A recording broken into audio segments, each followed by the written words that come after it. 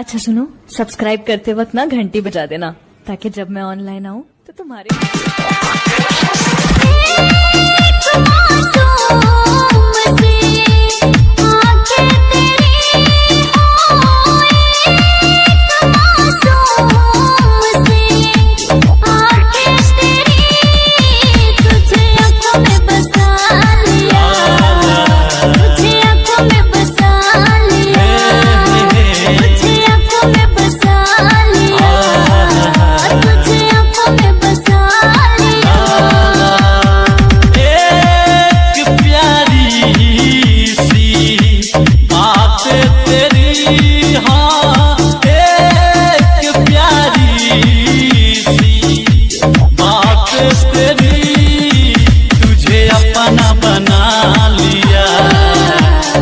अपना बना लिया, तुझे अपना बना लिया, तुझे अपना बना लिया।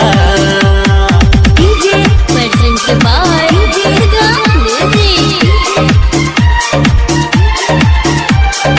अफजल राज मुजफ्फरपुर, अफजल राज मुजफ्फरपुर, अफजल राज मुजफ्फरपुर।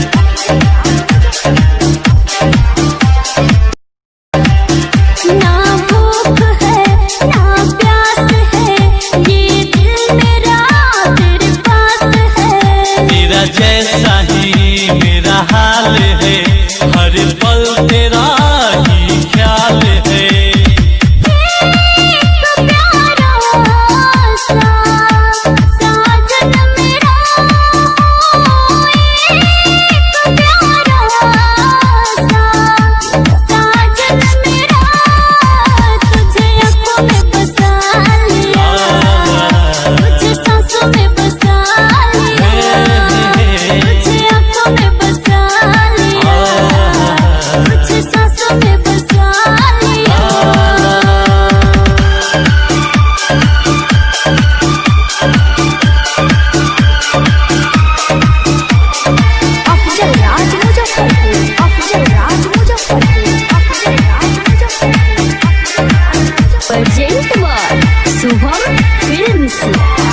इस प्यार में इजहार में आए मजा इनकार में। फूलों में तू बागों में तू आए नजर बाहर में।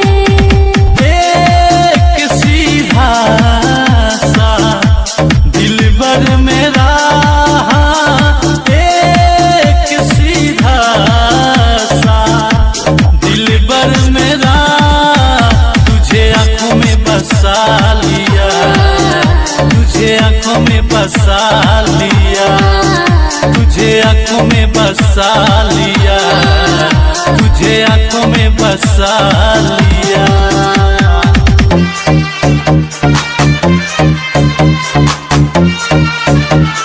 दुर्गा रिकॉर्डिंग स्टूडियो अफजल राज मुजफ्फरपुर, अफजल राज मुजफ्फरपुर, अफजल राज।